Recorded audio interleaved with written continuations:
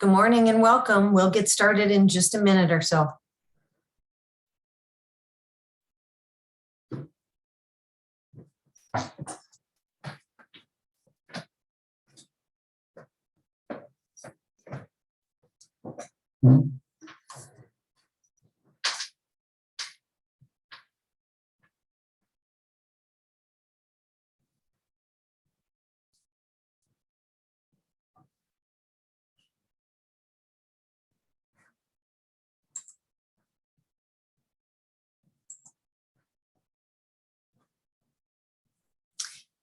Okay, we are at the top of the hour, so let's get started again. Hello and welcome to everyone. Our webinar today is Making the Case for Trauma-Informed Practices in Schools. Our presenter today is Stefanie Winfield. This webinar is brought to you by the Great Lakes MHTTC and SAMHSA. The Great Lakes ATTC, MHTTC, and PTTC are funded by SAMHSA under the following cooperative agreements. The opinions expressed in this webinar are those of the speaker and do not necessarily reflect the official position of DHHS or SAMHSA. The MHTTC network believes that words matter and uses affirming, respectful, and recovery-oriented language in all of its activities.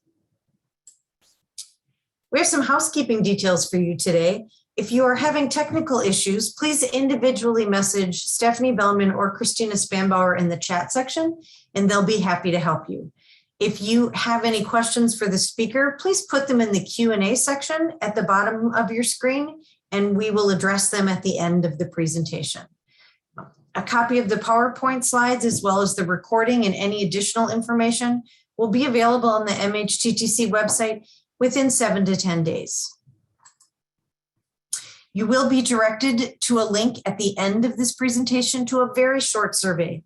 We would really appreciate it if you could fill it out. It takes about 3 minutes, and it's how we report our activities back to SAMHSA. We will also be using automated captioning during the presentation today, and certificates of attendance will be sent to all who attend the full session. A link will be sent to your email.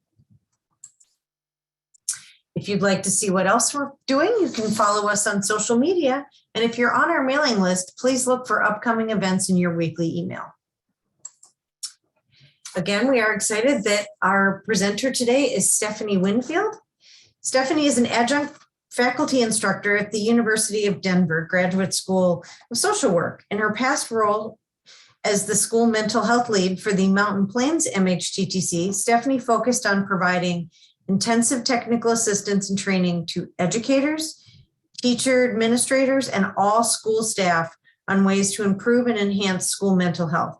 Stefanie has extensive experience working in schools promoting youth sexual health, conflict and anger management, behavioral health education, and school-based healthcare. With over 20 years experience working with nonprofits and community organizations, Stefanie has done everything from grant management and implementation, program and outcome evaluation, to training and facilitation. So you all are in excellent hands, and I will turn it over to her. Great, thanks so much for that introduction and for getting us started this morning. And thanks everyone for being here. It is a snowy, cold morning in Denver, and I hope wherever you are that you're staying warm today. So today's webinar is Making the Case for Trauma-Informed Practices in Schools. And to get us started, I wanted to just kind of set the space and be prepared to talk about some things that might be difficult or might bring up some emotions for you. And so kind of to just get us ready to put our full attentions into today's training. So I invite you to close your computer if you can, and to get comfortable in your chair, place your feet on the floor and sit up straight, feeling the support of the back of your chair, resting your hands in your lap or on the table in front of you, and letting go of anything that you're holding on to physically. We'll get there emotionally too. And then just take a breath, maybe in for 4 or 5 seconds, hold it for a second or two, and then release it. Trying to allow your out breath to be a bit longer than your in breath. And as you settle in, as we all settle in together, maybe take another deep breath or two. feeling your belly and your back. I know that many of us, and those of you in schools especially, have your attention pulled in so many different directions. So as you breathe out, focus on letting go of anything that you don't need during this training, anything that you don't need to be thinking about, any schedules or what's coming up next, and just allowing yourself to be present in this moment and open to learning. And then when you're ready, I invite you to open your eyes again, to open your computer, wiggle your fingers, shift in your body, and bring your attention back to the space as we get going, talking about trauma-informed practices in schools today. So our objectives for this training are to strengthen the understanding of trauma and its impact in the classroom, to gain some strategies for addressing trauma, and discuss how to design trauma-informed training practices in your school. So a little bit about just why this is important in schools and why it's important now more than ever. So here's some data to help make the case, and some data that you might need to use or might be helpful to use when you talk to people at your schools to make the case for training on trauma in your school or district. So trauma really is an issue that we can't ignore anymore. Youth mental health and trauma were an issue before the pandemic, and it has been even more exacerbated. And schools are both where students are and where the impacts are can be most observed or addressed of trauma. So in a survey conducted in late March 2020, about 83% of young people with pre-existing mental health needs reported that the pandemic had worsened their mental health to some degree. The prevalence of depression and anxiety symptoms during COVID-19 have doubled. Since COVID-19 was declared an international public health emergency, youth around the world have experienced dramatic disruptions to their everyday lives. They're enjoying pervasive social isolation, missed milestones, along with school closures, quarantine orders, increased family stress, and decreased peer interactions. So this led to the US Surgeon General to issue an advisory on youth mental health as a crisis, further exposed by COVID-19, and the prevalence of youth mental health and youth mental illness has really increased during the pandemic. And there's so much data to really show this. There's been surveys across the world to show the increase of symptoms and stress and anxiety and depression, and the exacerbation of pre-existing conditions among youth. Between 1/2 and 2/3 of all school-age children experience trauma, and more than 30% of children have multiple traumatic experiences. And these statistics don't account for the trauma of ongoing racial discrimination and microaggressions that students of color experience, nor the lasting mental health impacts of COVID-19 pandemic, suggesting that the actual rate of childhood trauma may be much higher. Children who have experienced trauma tend to be disciplined more often at school and are frequently labeled the problem children. Punitive responses to trauma-based behavior can be particularly damaging to students of color, who are more likely to be suspended or expelled than their white counterparts. And without intervention, unaddressed trauma can be the first step of the school to prison pipeline. Trauma-informed educators in schools are not about preventing bad things from happening. We don't have control over that, even if we wanted it. But it's instead about making trauma less activating for students in school. To be trauma-informed does not require that we know another person's trauma history, just that we're being a caring adult in that student or young person's life can have immense positive impact. Being part of a productive and healing relationship can mitigate the negative impacts of trauma. So knowing that stress and trauma impact most, if not all of us, it's critical to change our mindset. And understanding the biology of stress helps us track pathways from childhood stress to undesirable behaviors and outcomes, and gives us insight in how we might interrupt those pathways and reduce those harmful impacts. Schools that recognize and respond to child trauma, or students who are experiencing trauma, have seen gains in student achievement and reduced incidents of delinquency. So specifically, a trauma-informed school promotes a safe and welcoming climate, seeks to create a structured and predictable learning environment that minimizes unnecessary trauma and loss reminders, focuses on building positive and attuned relationships between teachers and students and among all school staff, has anti-bullying and suicide prevention programs, and uses a balanced restorative justice approach to conflict and conflict mediation with appropriate disciplinary actions. And this is data and information from the National Child Stress Network, which we'll be putting some links into the chat so you can find some of this data on your own. So we know that everyone manifests or experiences trauma in different ways, regardless of what that trauma is and whether or not we think of it as a big T trauma or a little t trauma. Sometimes we use that expression, the big T traumas are the things that we think of, like a fire or a death of someone. And the little t traumas are sometimes with adolescents, especially things that we don't think would impact them, but are traumatic just the same. And we could put the impacts of COVID-19 and the pandemic in both of those categories in so many different ways. So here are just some signs that students might be really suffering from trauma that they've experienced and might need some additional help or support. And again, this is from the Child Mind Institute. Some things to really look out for when you're noticing changes in the students, triggered by birthdays or fascinated by death or really obsessed with their safety.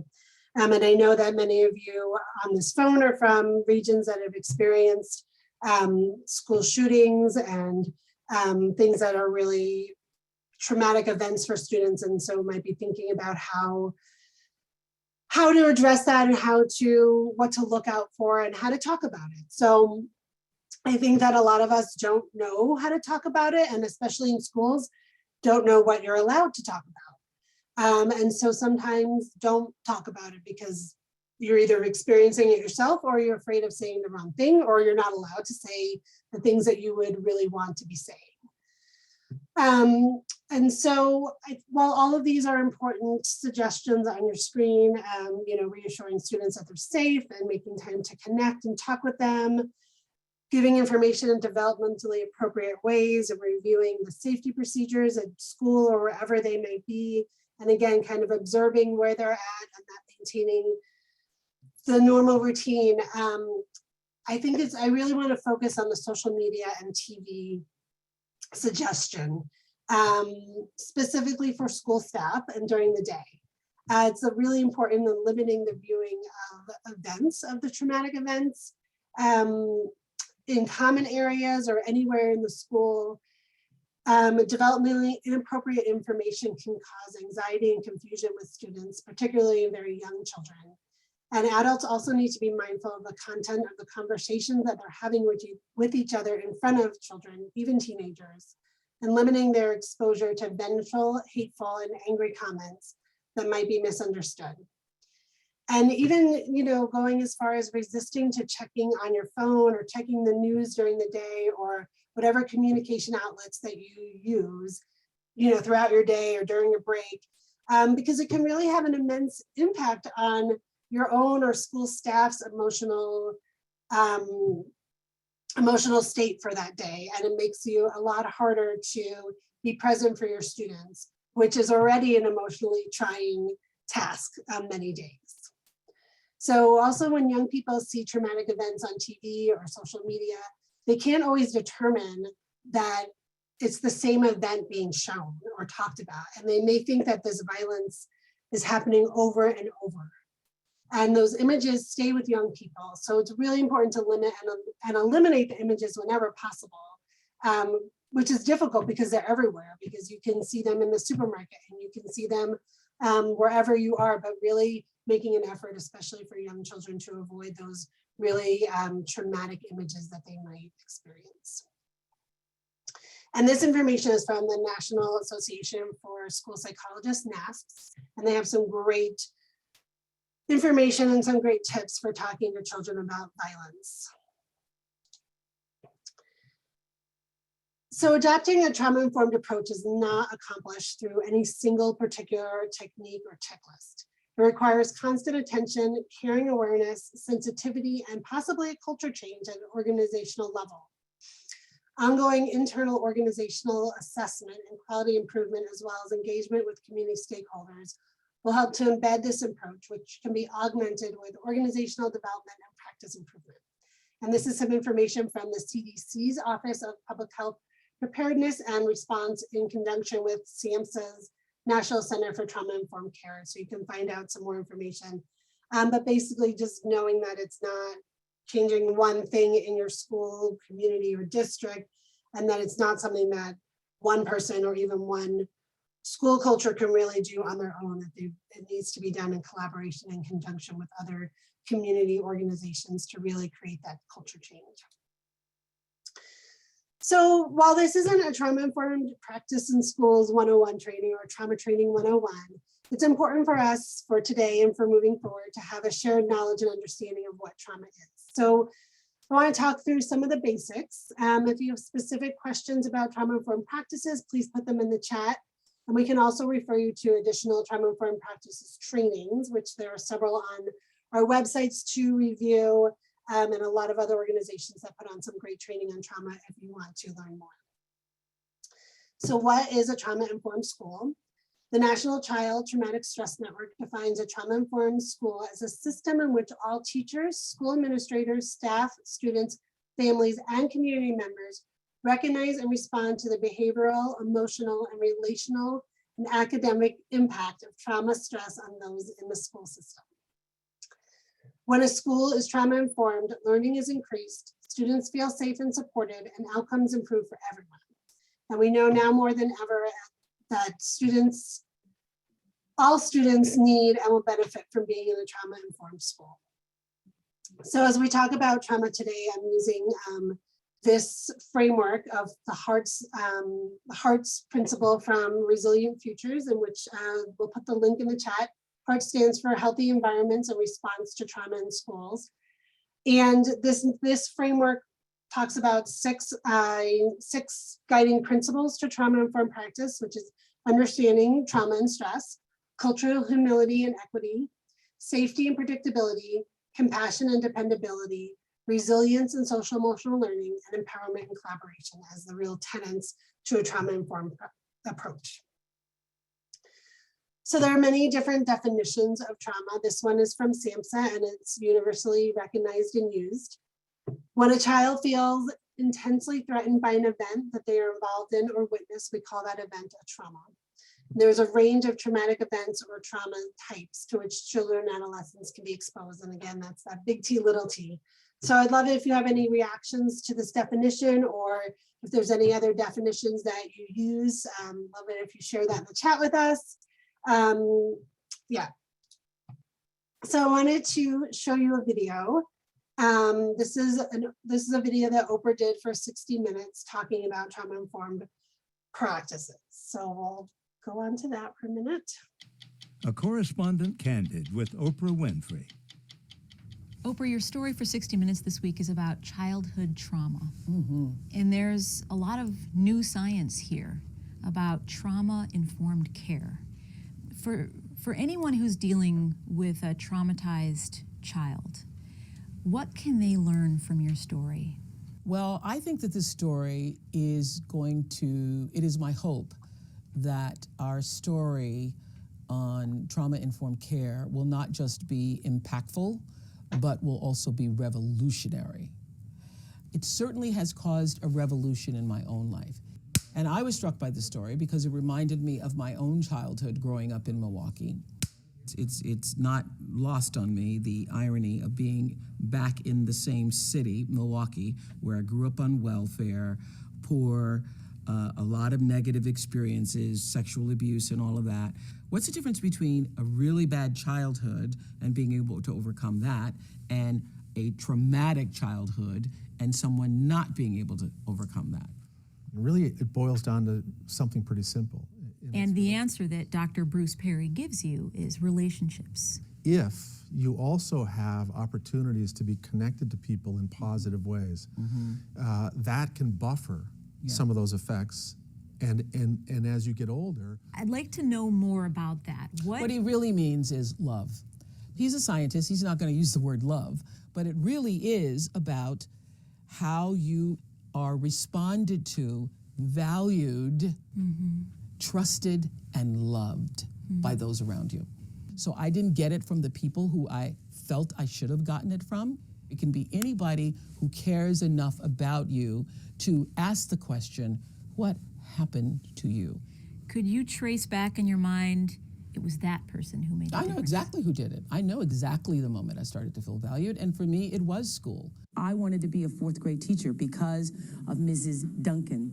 And I haven't seen Mrs. Duncan since then, and Mrs. Duncan is here today. Mrs. Duncan! The moment I felt the most value was in my fourth grade class when Mrs. Duncan said to me, I was the one who was chosen to lead the class and whatever it was. So what was that like? I don't really remember. I do remember you. I remember you were such a fluent reader. Well, If I had a class full of students like Oprah, I would have been floating on air. Mrs. Duncan instilled in me this sense of believing that I mattered. And that is what every human being is looking for. when you first heard that I had done something in life, did you know that it was me? Yes, I kept up with you without your being aware of it. And it was Mrs. Duncan who helped heal you? For me, yes. It was Mrs. Duncan, and then it was my sixth grade teacher, Mr. Graham. It was school that made me feel a sense of value and connection. You learned a lot on this story. Oh, I learned a lot on this story. This story was life-changing for me. Life-changing, really. Life-changing. And people use that word rhetorically. Life-changing. It's changed the way I operate in my business, with my people, with my school. 1, 2, 3. You say that the most important question to ask of people who have gone through trauma is not what's wrong with you, but what happened to you. Yeah. Yeah. Yeah. So when you see, a church being shot up, or you see, all of the headline-making stories of people seemingly gone mad, your first thought is, what happened to that person? Right. Right. What has been life-changing for me is the question, what happened to you? Not what is wrong with you, but what happened to you? Which is an important question, not just for people who have been so-called traumatized, but it's the most important question you can ask of anyone. I can say that of all the stories I've ever done in my life and all of the experiences I've ever had and people I've interviewed, this story has had more impact on me than practically anything I've ever done. It's changed the way you see everyone? It's changed the way I see everyone. So when I have an employee who is acting out of line or who is just being a jerk, I don't think, what's wrong with that guy? What's wrong with that girl? What's wrong with that person? I think, I wonder what happened to them. I wonder what happened to them.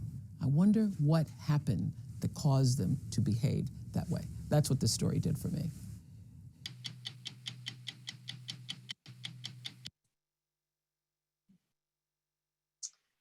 So I'd love to hear any of your thoughts or reactions to this video. I probably have watched it upwards of 20 times and I get teary every time I watch it when Miss Duncan comes on stage. So any reactions to that? But really, Oprah really highlights that by saying that the story was life-changing.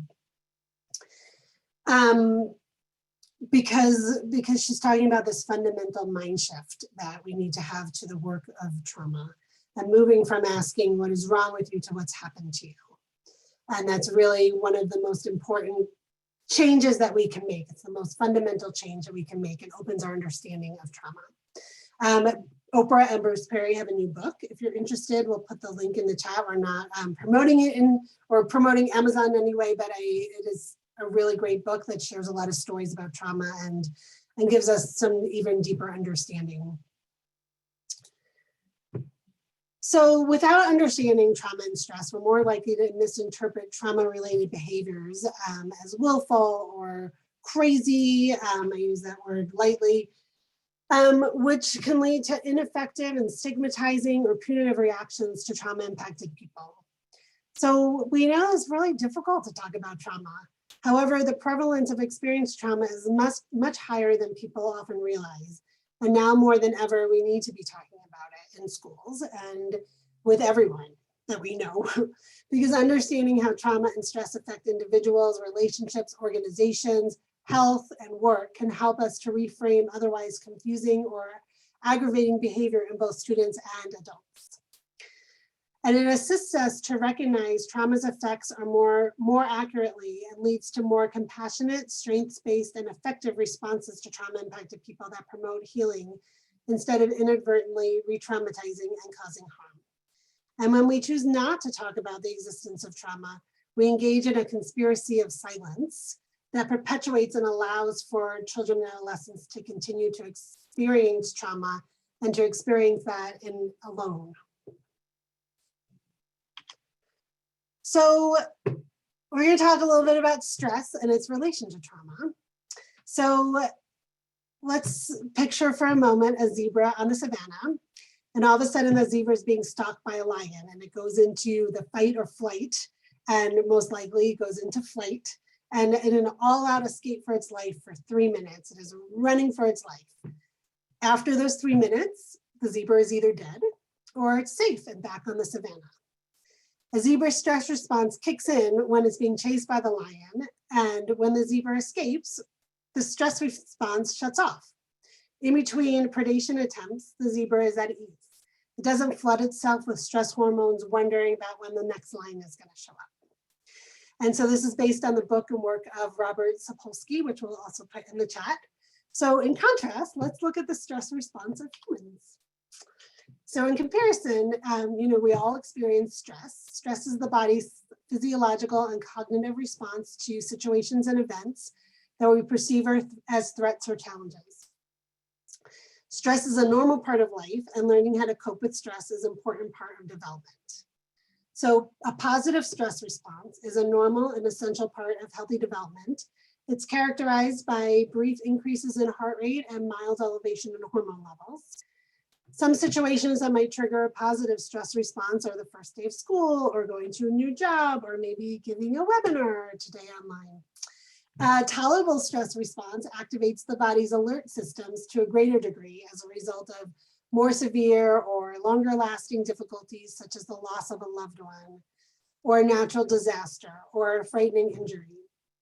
If the activation is time limited and buffered by relationships with adults who help the child adapt, the brain and the other organs recover from what might otherwise be damaging effects. The stress response in our body is our body's natural reaction to stressful events. The brain becomes aware of potential threat and sends signals to the body to prepare for a potential need to take action. And that's that fight, flight, freeze, response in our bodies. Our body in turn produces a number of stress hormones like cortisol and adrenaline, and neurotransmitters that increase the heart rate and respiratory rate. Our stress response is an unconscious response to protect us from potential danger. And the body's stress response is intended to be short-lived and return back down to baseline. However, strong, frequent, and prolonged activation of the stress response system in the absence of support is referred to as toxic stress response.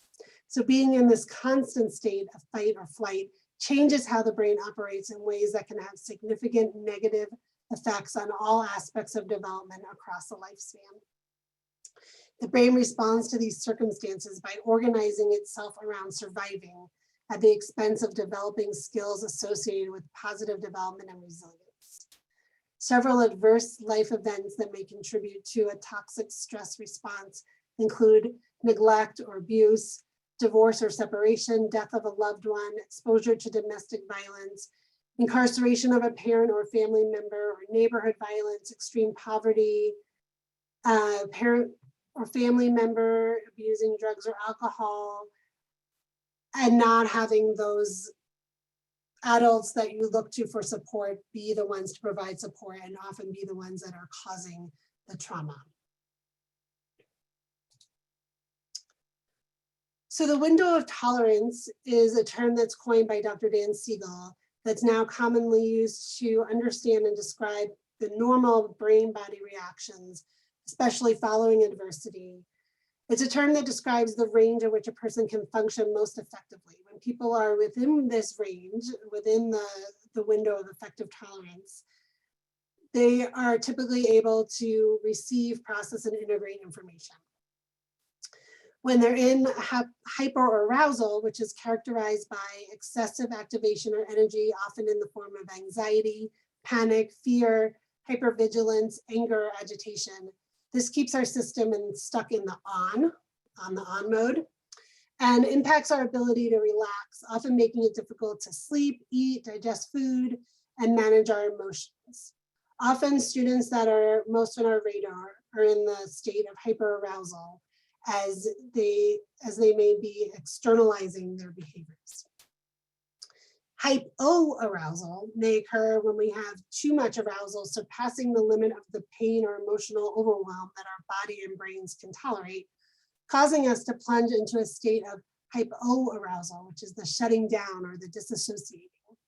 In this state, our system can become stuck on the off button, characterized by exhaustion, depression, flat affect, numbness, disconnection, disassociation, and hypoarousal impacts our sleep in that we may want to sleep all the time.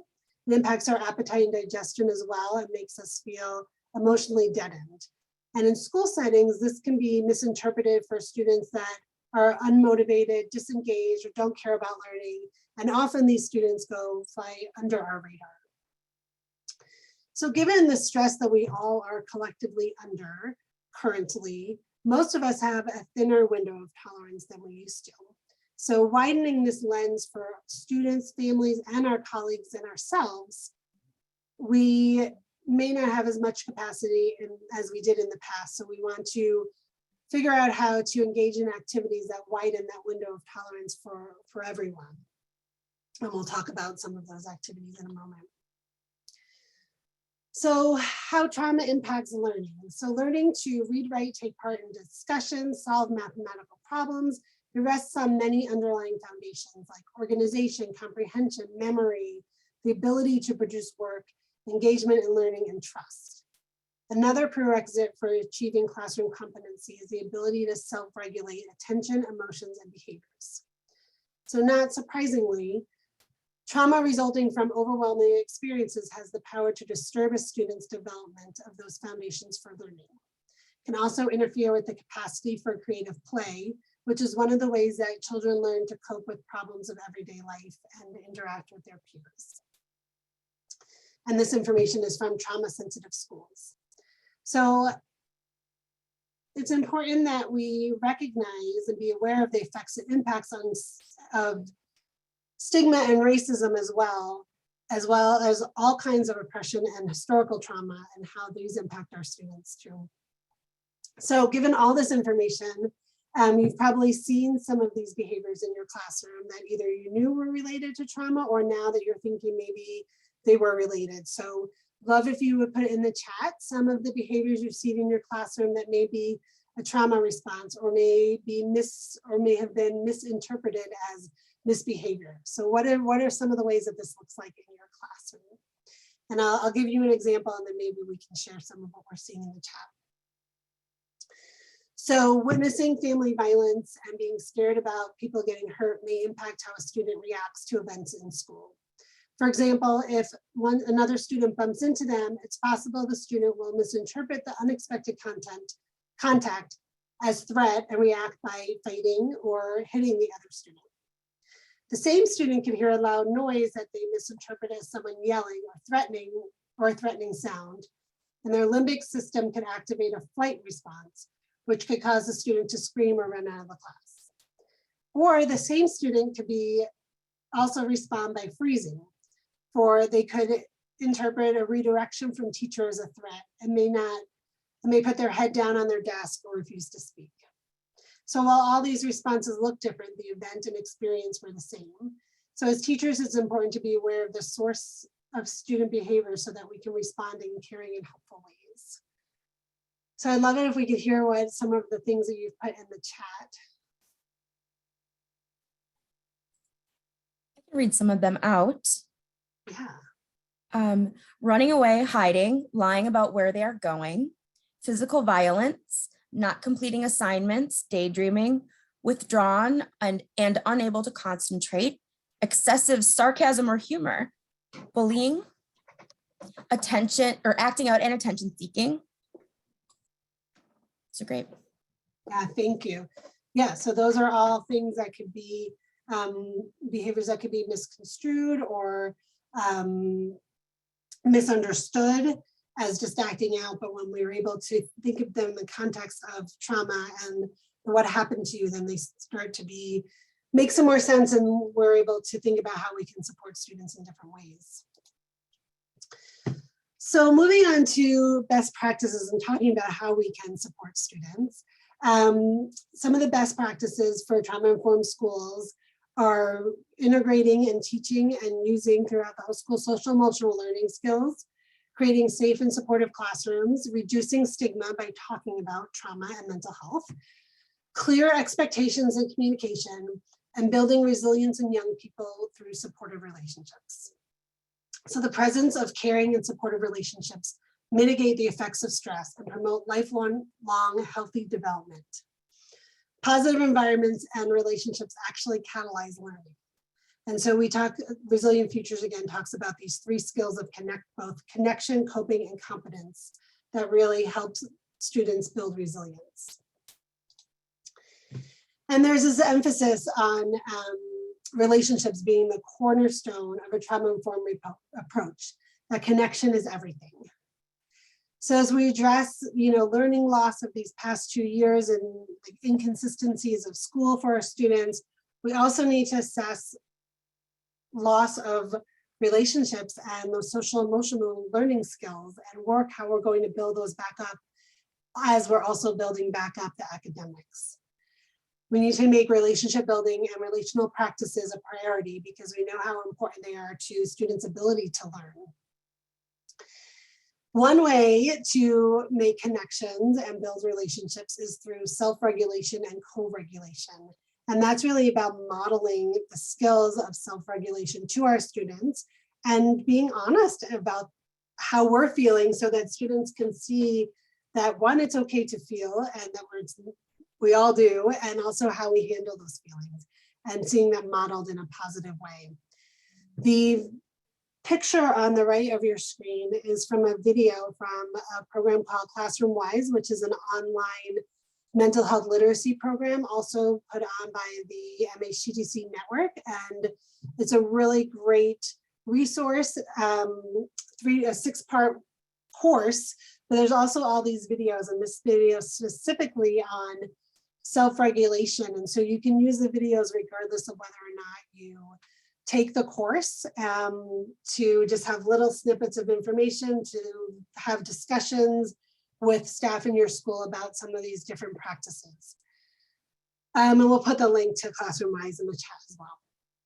So another thing that I really like is a portable practice. So things that you can do to help regulate your own emotions anywhere, anytime, when you're walking down the hallway, when you actually maybe have a moment to yourself throughout the day to have a break.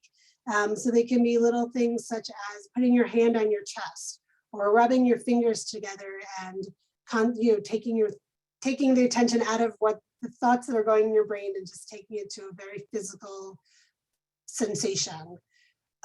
Many people find breathing exercises really helpful. So using one that you really like, if it's belly breathing or box breathing or dragon breathing.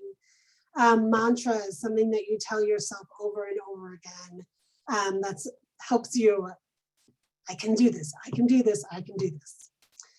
Gratitude practices. So having, just little things or paying attention to what's around you and being grateful for that. So having these things in advance, knowing what your portable practice is so that when you are feeling emotionally dysregulated, you can just pull those up immediately. So I'd love to hear again in the chat, what are some that you have used or that you find really helpful? So if you'd like to share some of your portable practices with all of us so that we all can maybe get a few more tools in our toolbox. So now that we really discussed what trauma-informed practices are and why it's so important to integrate them in our school always, and especially in the context of now that we've been living in for these last 2 years, we're going to switch gears a little bit and talk about how to do this, how to make this a priority in your school or your district. So you may already have known or been convinced of why this approach, or a trauma-informed approach, is so vital in your school. Or maybe this webinar and some of this data and content has helped to convince you, but now how are you going to convince others? Or maybe they already are convinced that this is important, but with so many competing priorities, they haven't been able to, no one's been able to move to a place of action and change. So what is it going to take to move that needle to get people to a place of action, to integrate some of these practices, or even just start talking about or do some training on trauma-informed practices? So that's one of the reasons I started with a lot of data for you, because the data really helps us to illustrate why trauma-informed practices are important always and why they are really important right now. And knowing that trauma-informed practices don't just help and impact students who have experienced trauma, but it's really the universal approach. It's a tier 1 approach, and all students benefit when trauma-informed practices are part of their school climate and school culture, and all staff benefit too. And so as schools are talking about and being more aware of staff wellness and wanting to bring in those practices, one way that they can do that in a really meaningful, comprehensive way is to adapt a trauma-informed school, and then all students and all staff really will benefit from that.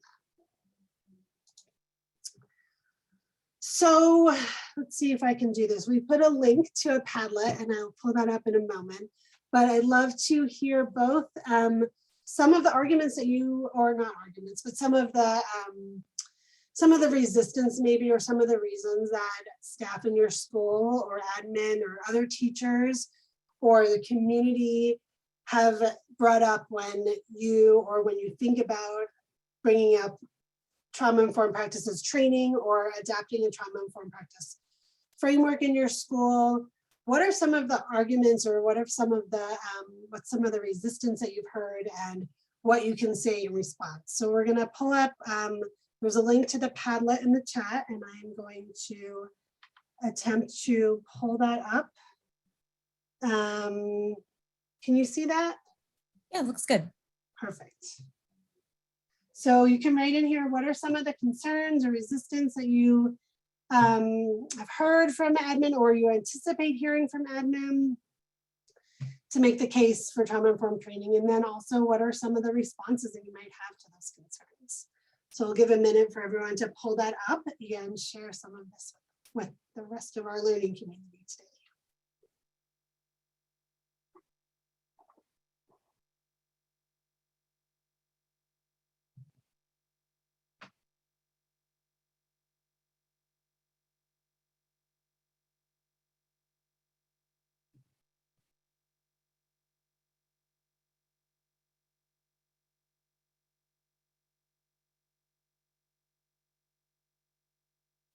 All right, I still see people get, oh, there we go. People are working on it. So we'll read a couple, and then we'll keep going into some more, a little more content, and then we can come back to this and see what are some things that you've put up. So I see teachers, compassion. Oh, here we go. Anticipated resistance is lack of funding, already full professional development agendas. Staff have their own unresolved trauma that may cloud their judgment and acceptance of others. Yeah, that is a really powerful one. And it's something that we definitely do need to talk about, and we'll talk about in a minute, but this can be a triggering content for a lot of people, especially when they have had their own trauma unresolved, or are unable to address some of that themselves. But there's so much in here in different ways of really focusing on the relationships and resilience that can be really healing for teachers without them having to talk about their own experiences in that way of feeling support from other staff, because everybody's being more compassionate and more accepting and more healing, and actually being willing to talk about some of this often can help some of that personal things that have been stuck inside and not talked about because of stigma. Having enough teachers in the classroom and getting the right training in schools. Not enough time in the day. It's just one more thing to do. Yeah, so these are a lot, I think, of the kind of resistance that we typically hear, especially now where there's so much, and I know schools are so overwhelmed and teachers are so overwhelmed. And it's hard to make the case for something that feels like one more thing. And the data really does show us that if we are able to invest some time up front, that we save so much time at the end, or not at the end. We are able to increase outcomes of learning and participation and saved classroom instructional time because we're addressing the behaviors and we're addressing the emotions of our students up front. So thank you for participating in the pilot. We can come back to that. We're gonna go back, have a little bit more, oops, I didn't mean to do that, sorry.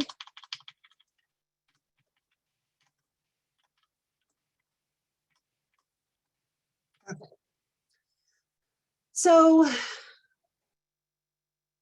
knowing what some of the resistance that you might experience could be, it's helpful to then have some ways to address that resistance. And one important way, I think, is having some data. Knowing what it is that is needed, or knowing what it is that are some of the issues that you're seeing. So having the data really gives us a direction and the specific asks or requests for training to know what is needed. So rather than thinking of the whole spectrum of trauma-informed care or trauma-informed practices in school, or adapting a trauma-informed school, you can present a case for what you're already doing well and where additional learning might be helpful. And so that way you can prioritize pieces of training so it feels a little bit less overwhelming or less like one more thing to try to fit into the day. So some questions to really look at to know where to focus, or what does your community need? What are you doing well already? What areas could you use more support? And then what do families and students say, and how do you know all of this? So you may have the answer to some of these or all of these questions. You may have that answer in your school level or local level or your district, region, state, national. So really finding the data that's going to be most compelling to help make your case and help know what it is that your school or your district or community really needs. So I'm going to share a few tools with you that could have been found useful for collecting some of that data. So this first one is from the Trauma Responsive Schools Theory of Change Toolkit, which was created by the Colorado Office of Behavioral Health. And there's a Colorado version as well as a national version. And it's a very big toolkit and goes through and addresses on a very systems level how to make changes necessary to have a trauma-informed school. One of a great tool within this toolkit is a needs assessment tool, so that you really can look at the areas that you're doing well and what areas that you can improve. And then you also can determine what areas are the priorities or urgency to address now, and what areas maybe we can focus on in another time. And so this can be something that you fill out individually, or you fill out as a team, or your school mental health team, or whatever teams are already set up in your school that do this kind of work and fill this out together. And it's great to have input from different stakeholders to really get a full picture of what it looks like in your school and where the attention could be focused. Another great resource is the SHAPE system, which I hope you're already familiar with. If not, welcome. I hope that you check this out because there's so much great information there. It's created by the National Center for School Mental Health, and it is a free assessment, or there's so many different resources, but there's free assessments and measures. So you can look at school mental health across the spectrum. You can answer these questions individually or as a school team, again, to really support your school mental health quality improvement. Additionally, there's a free assessment and screening library. So one other way to get data to really make the case for trauma-informed practices in your school is to do some student screening. And that's a whole other big topic of conversation. But if you are ready or thinking about doing some universal screening in your school, there are some great social emotional learning screeners, as well as screeners for depression and suicide and trauma. But once you do decide to screen, then you need to make sure that you're prepared to address the findings that you have, and that you have that support available and appropriate referrals in place. So one of the tools on the SHAPE system is the Trauma Responsive Schools Implementation Assessment. And so this is specifically around trauma, and there's surveys for each of the following on the whole school safety planning, whole school prevention planning, whole school trauma programming, classroom strategies, prevention, early intervention, trauma planning, targeted trauma-informed programming, and staff self-care. So you can do some or all of these to really get information on the areas that you want to focus on, and then be able to present that data to the decision makers at your school to determine really what are the next best steps. And then lastly, once you've made the case and have staff and admin on board to do some training, then you get into the more practical issues.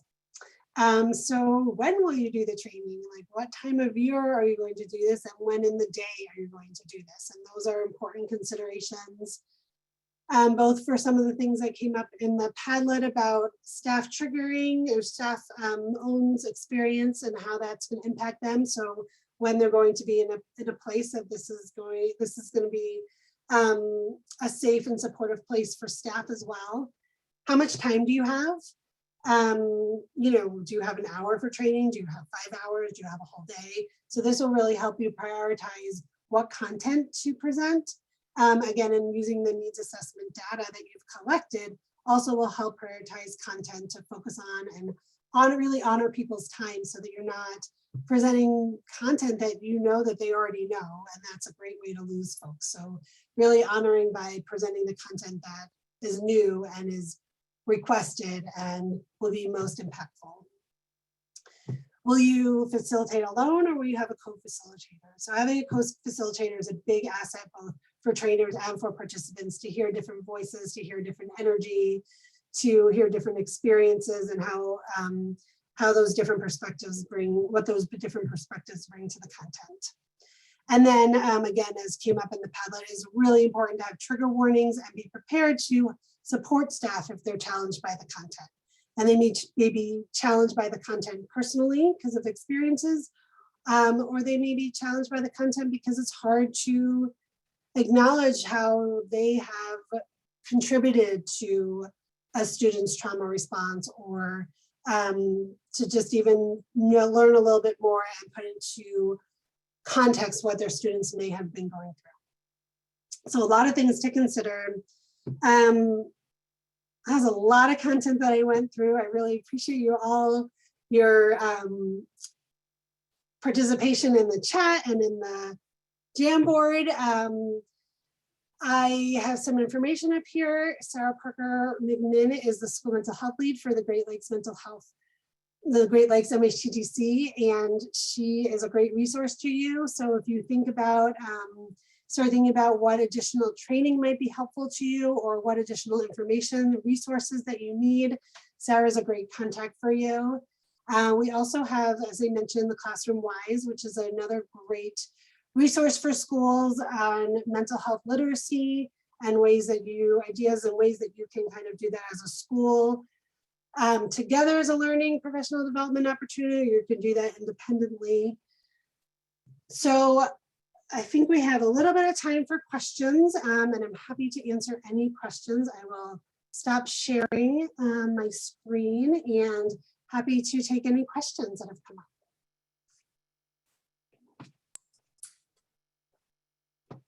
Stefanie, we do not currently have any in the Q&A, but if anybody has questions, they can either type them into the Q&A or raise their hand, or put them in chat, any of those.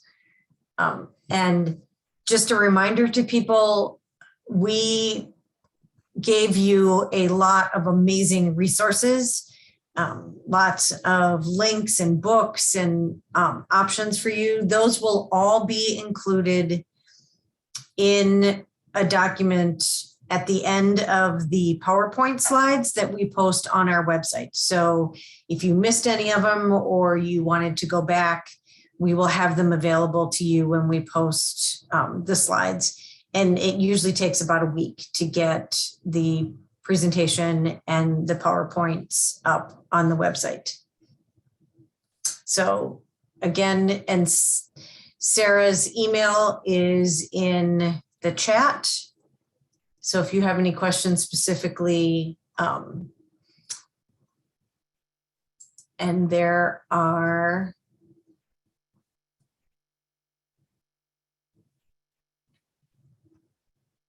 I'm just trying to see if there's some things on the Padlet that we haven't addressed. Overlooking of traumatic events due to family dynamics or child's good or bad experiences. I think that's a new one. I